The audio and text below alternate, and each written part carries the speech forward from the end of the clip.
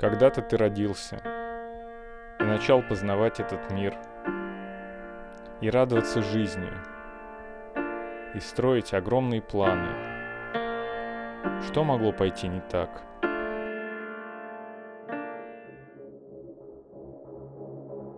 Каковы ведущие причины смерти в мире? Это ишемическая болезнь сердца, инсульт, болезнь Альцгеймера, диабет, респираторные заболевания и так далее. А что если я вам скажу, что существует одна причина, которая увеличит во много раз ваши шансы приобрести эти болезни? В Сан-Диего в одной из крупных клиник началось глобальное исследование, в котором участвовало свыше 17 тысяч пациентов. И около 20 лет назад получены первые данные. Согласно этому исследованию, 2/3 пациентов клиники имели какое-либо насилие в детстве, хотя бы одну из форм. А 2/3 из них уже имели 2 и более формы насилия. Это исследование по-новому пролило свет на насилие в детстве. Если раньше считалось, что насилие в детстве со временем стирается, забывается, и ведущими факторами является личный выбор человека, либо его генетика, то сейчас уже нет никаких оснований полагать, что неблагоприятный детский опыт не влияет или влияет несущественно как на развитие мозга, так и на поведение, на благополучие и на многие проблемы, которые мы считаем важными и с которыми мы боремся. В основе исследования анкета из 10 вопросов. Один из вопросов анкеты звучит примерно следующим образом. Случалось ли с вами часто или очень часто, что родитель или другой взрослый ругал, оскорблял, унижал вас или вел себя так, что вы боялись физически пострадать? В результате 17 тысяч человек, пользователей данной клиники, это люди, имеющие средний достаток, это не самые бедные, не те, кто не может приобрести данную медицинскую страховку. 2/3 из них ответили положительно хотя бы на один вопрос. 2/3 из тех, кто положительно ответил хотя бы на один вопрос, ответили положительно на 2 и более вопроса. Это говорит о том, что около половины или даже больше людей подвергались нескольким формам физического, эмоционального, сексуального и прочих видов насилия или пренебрежением и отсутствием заботы. Эти исследования показали, что каждая форма насилия в детстве примерно в 2 раза увеличивает риск стать наркоманом, алкоголиком, начать курить, иметь заболевания сердца, онкологические болезни, диабет, ожирение и другие болезни и расстройства. Риск депрессии у тех, кто имел балл НДО 3, по сравнению с тем, у кого балл НДО 0, в 3 раза выше.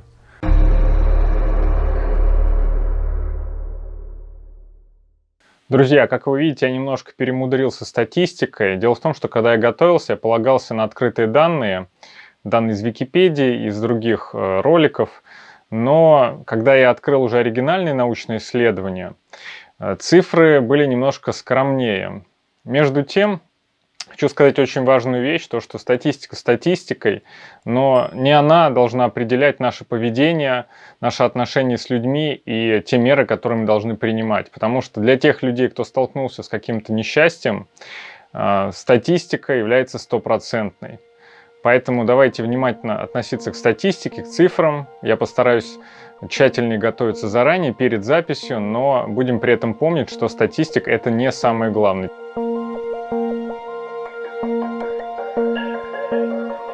Аналогичная ситуация с риском суицида. У тех людей, у кого в детстве было 3 формы насилия, в 3 раза выше риск покончить с собой или совершить попытку суицида по сравнению с теми, у кого было благополучное детство. С каждой формой насилия риск стать наркоманом, алкоголиком, иметь депрессию, неблагоприятные отношения, неблагоприятные романтические отношения, финансовые проблемы или покончить жизнь самоубийством увеличивается примерно в 2 раза. Вы ударили ребенка, у него высший риск стать наркоманом. Вы застали своего ребенка за курением сигарет, отругали, унизили его. Тем самым вы только спровоцировали, что ребенок дальше будет курить и станет курильщиком. Депрессия и другие психические расстройства все лучше выявляются в наше время. И мы видим, насколько распространены они в обществе. Есть такая проблема, как панические атаки. Их генезис различен, они по-разному проявляются, и причинами могут выступать разные факторы. Но одна из причин – это вот те самые неблагоприятные воспоминания из детства, когда уже во взрослом возрасте, спустя, может быть, 10, 20 или даже более лет, что-то триггерит, то есть что-то напоминает, очень сильно напоминает ту ситуацию, когда была в детстве, человек погружается в сильный страх. Представьте себе на секунду, что вы идете по дороге, к вам подбегает взрослый огромный амбал, в 2 раза выше ростом, хватает вас и приставляет нож к вашему горлу. Что вы испытываете в этот момент? Животный панический страх. Эмоциональное насилие в детстве представляется чем-то обыденным, что видят многие люди, когда какой-то родитель, мать или отец ругает своего ребенка, он просто тихо молчит и хнычет. Так видно со стороны. Но совершенно по-другому это воспринимает сам ребенок. Что он чувствует? Как будто он проваливается в глубокую яму, бесконечно вниз, и не имеет опоры под ногами. Не имеет тех людей, кому он может доверять и с кем он может разделить свои страдания. Паническая атака проявляется примерно таким же образом, когда взрослый человек теряет почву под ногами. Какое-то событие в жизни напоминает ему сильное и очень тяжелое воспоминание в детстве, после чего его пульс зашкаливает, у него начинается головокружение, он теряет ориентацию в пространстве, он начинает глубоко проваливаться вниз и испытывать дикий ужас. Как будто ему надели пластиковый пакет на голову, завязали его туго и сбросили из самолета, и он летит вниз, не может дышать и не может остановиться. Это невозможно контролировать, это может пройти только само спустя 10, 15 или более минут. После чего он, изнеможденный и уставший, возвращается к обычной жизни. Есть известные контраргументы против тезисов о том, что насилие в детстве – это очень плохо. Например, из серии «Ошибки выжившего». Обязательно посмотрите в Википедии статью, которая так и называется «Ошибка выжившего». В применении к нашему случаю люди, которые выжили и смогли выйти из этой неблагоприятной ситуации, они смогли с этим справиться, наладить свою жизнь, они считают, что они наладили свою жизнь благодаря насилию в детстве. Хотя на самом деле они выбрались и стали людьми вопреки этой ситуации. Кроме того, нужно помнить, что люди, которые испытывали насилие в детстве и ничего с этим не сделали, не проработали это, не сходили к психологу и не проработали это с психологом, они гораздо чаще применяют то же самое насилие уже к своим детям и к другим людям. И таким образом насилие повторяется из поколения в поколение. We now understand better than we ever have before how exposure to early adversity affects the developing brains and bodies of children. It affects areas like the nucleus accumbens, the pleasure and reward center of the brain that is implicated in substance dependence. It inhibits the prefrontal cortex, which is necessary for impulse control and executive function, a critical area for learning. And on MRI scans, we see measurable differences in the amygdala, the brain's fear response center. So there are real neurologic reasons why folks exposed to high doses of adversity are more likely to engage in high-risk behavior. And that's important to know.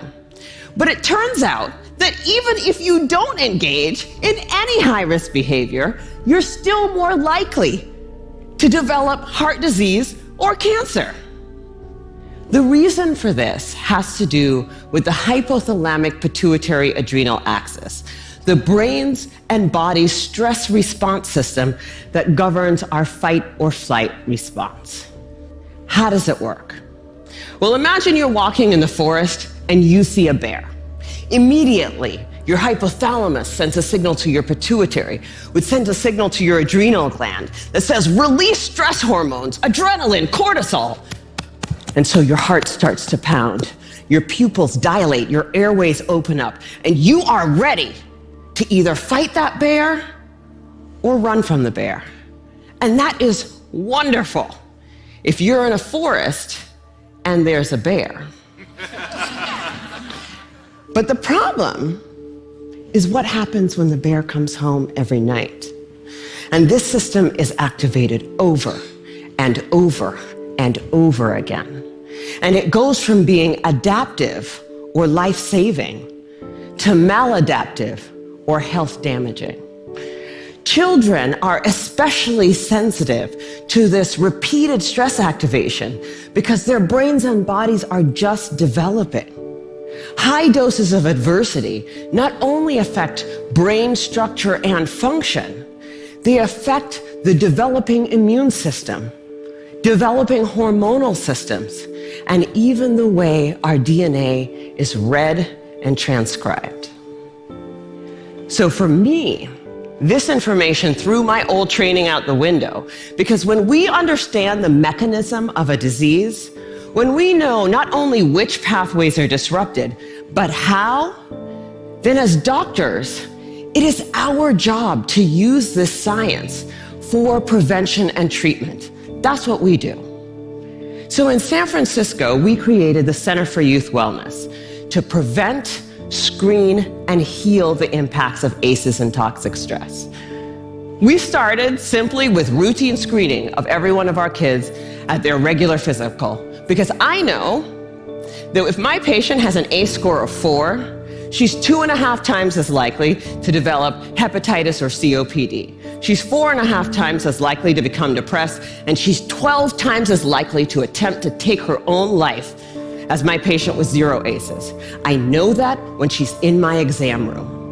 Есть еще один миф, то что даже если не было насилия в детстве, у людей случаются финансовые проблемы, они впадают в депрессию, кончают с собой, становятся наркоманами. Такое действительно может быть, и отсутствие насилия не дает гарантии успеха и счастливой жизни.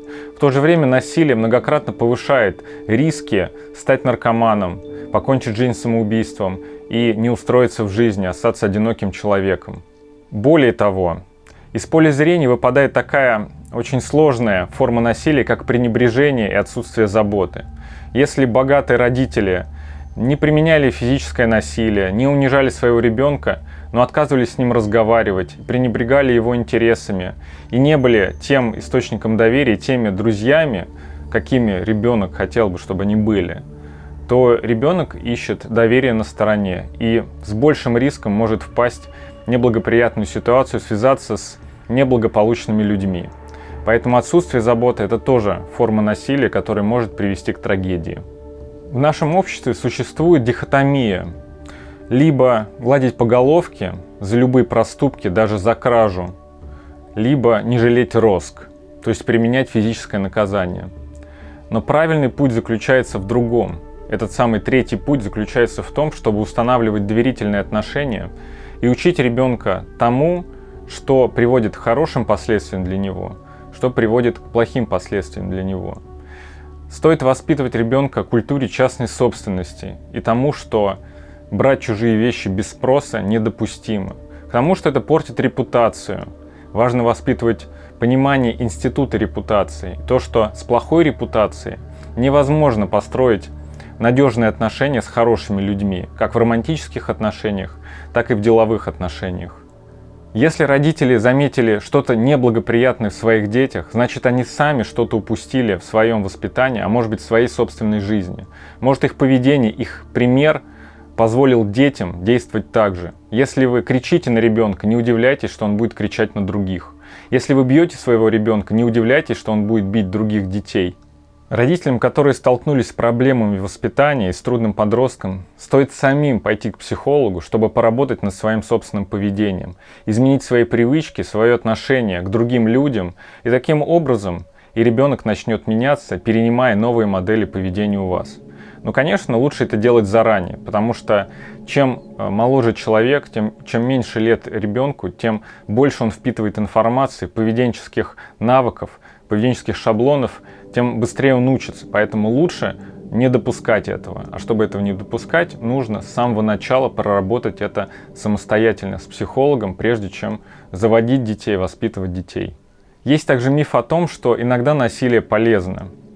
В действительности есть только, наверное, один случай или одна группа случаев, когда применение силы оправдано, когда без применения силы ребенок может пострадать или просто погибнуть. Если он находится на дороге и к нему несется автомобиль, то лучше применить все возможности, физическую силу, чтобы увести его с этой дороги, чтобы его не сбила машина. Но во всех остальных ситуациях, если ребенок уже может разговаривать, если он старше 3 лет, во всех остальных ситуациях, конечно, лучше общаться и просто объяснять возможные последствия его поступков. Есть также утверждение, что стресс вообще-то важен, и без стресса не может быть научения, подготовка к взрослой жизни. В этом есть доля правды, но очень важно отличать развивающий позитивный стресс, когда человек сталкивается с какими-то неудобствами, когда он пытается преодолеть какие-то преграды и вырасти над собой, от токсичного стресса, который ни к чему не ведет, который только разрушает психику. The third thing that we learned from all of this research came to us through neurobiology and is the explanation of why high ACE scores are converted into poor life outcomes through the study of the impact of stress upon children. And researchers identified three basic ways of defining stress. The first one is positive stress, and this is essential for child development. You know, it's when a child falls down and picks himself up, where a child undertakes a test in school. It's a mild elevation of the human stress response system in a child within the context of good attachment, strong family, and supportive school environment. The second type of stress, tolerable stress, is where a child may live in a very difficult situation, in a conflict zone or a high crime urban area in, for example, the UK or the United States, but where all of the stress of that is buffeted by a strong, stable, loving family environment. The third type of stress is toxic stress, and this is where the child has continuous or repeated elevation of the human stress response system without the protection of a stable family. And often, as we saw with Maya, with the family being the cause of that stress. And toxic stress is what converts high ACE scores into poor life outcomes. But why stress? Well, you can tell me if I'm wrong, but everybody in this room has suffered some type of stress, right? You've lost your wallet, you've been attacked by an aggressive dog, or in my case, you've walked into a pub full of Chelsea supporters in your Tottenham shirt, and your whole body just moves, right? It pumps adrenaline, it goes into its own way of getting you out of that situation. And when you get to safety, you feel your body just calm down, right? You've all experienced that feeling, right? That fight or flight mode is your stress response system kicking in. And when you're in danger, when you're surrounded by Chelsea supporters, it will save your life. But if it becomes the norm, slowly, over time, it will kill you. And for children like Maya who never know when they may reach safety, it overactivates the immune system, causing lasting physiological damage. And it deactivates and impairs the part of the brain that enables learning, concentration, self-control, and the ability to calm down after a confrontation. Мы сейчас говорим о токсичном стрессе, когда родители наказывают своего ребенка, когда они унижают его, когда они его бьют. Это токсичный стресс. Развивающий стресс возникает в тот момент, когда ребенок, или любой человек пытается что-то сделать, что у него не получается. И здесь ему требуется поддержка, но чтобы он по возможности максимально самостоятельно с этими препятствиями справлялся. Если вы будете следовать этим рекомендациям в своей жизни, в своем поведении, в отношении с другими людьми и со своими детьми прежде всего, то вы уже сделаете большую пользу и вклад в становление здорового поколения. Но если вы хотите как-то повлиять на общество, что же вы можете сделать? Давайте вспомним историю с сестрами Хачатурян, когда сестры не могли, по сути, сбежать от своего отца, который применял к ним несколько разных форм насилия, как физическое насилие, эмоциональное насилие и даже сексуальное насилие. И в итоге они убили своего отца. И нам бы не хотелось повторения таких трагедий, потому что убийство – это преступление, но они не могли сбежать из этой ситуации, потому что их отец был авторитетом, и он не позволял другим людям каким-то образом защитить своих детей, этих сестер Хачатурян.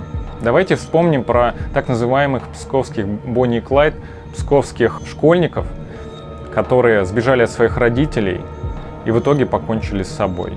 Нам бы не хотелось повторения этих историй. В истории сестер Хачатурян и в истории с псковскими школьниками прослеживается одно, то что дети, подростки подвергались насилию и хотели от него сбежать, но им не дали возможности сбежать из этого ада. Я задам вам вопрос.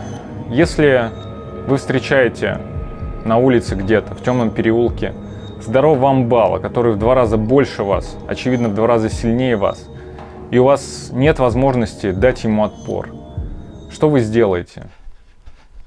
Я думаю, что вы попробуете убежать.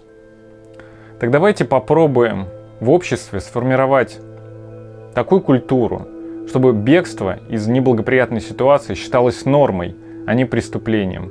Сейчас по российским законам, по законам других стран, дети не являются людьми, которые просто могут сбежать из неблагоприятной ситуации. Их воспринимают собственностью государства, которое дало на поруки родителям для воспитания детей. И если родители не справляются, государство забирает это право воспитания у родителей и начинает воспитывать по-своему. Мы знаем, что происходит в детских садах. Это разные формы насилия, и физическое, и эмоциональное, и сексуальное. И мы не хотим повторения этих трагедий. Единственный этичный и справедливый путь выхода из этой ситуации – это дать право любому человеку, вне зависимости от его возраста, сбежать из той ситуации, в которой он не хочет находиться. Это первое то, что нужно сделать. Изменение в законодательстве, юридическая защита, адвокатура тех людей, которые хотят сбежать, защита их права не возвращаться в неблагоприятную ситуацию. Но здесь есть один подвох. Лишь немногие, те, кто в силу своей генетики способны пережить это насилие и самостоятельно жить уже в 15-16 лет. Убежать, самостоятельно снимать квартиру, зарабатывать деньги. И им нужна только юридическая защита от возвращения в ад. Однако же многие люди в силу своего характера, в силу того, что насилие было чрезвычайно сильным, в силу того, что им еще немного лет, не способны сбежать и построить свою жизнь самостоятельно. Мы как общество обязаны помочь им в этом в тот момент, когда они просят помощи. Поэтому я призываю некоммерческие общественные организации бороться за права детей на самостоятельную взрослую жизнь, бороться за то, чтобы они могли сбегать, создавать убежища, места, где они могли бы какое-то время находиться, чтобы оправиться от этого безумия, которое у них было в жизни, получить помощь психолога, социального работника, может быть, помощь врача, юриста, и после чего они скорее бы уже начали взрослую жизнь самостоятельно. Вместе с этим необходимо проводить некоторую информационную работу с родителями, создавать какие-то благотворительные акции, кампании, проводить определенную работу с теми родителями, которые еще не в курсе того, что такое ненасильственное воспитание. Работать с детскими учреждениями, детскими садами, школами, работать в центрах помощи женщинам, для того, чтобы женщины лучше понимали, что такое ненасильственное воспитание.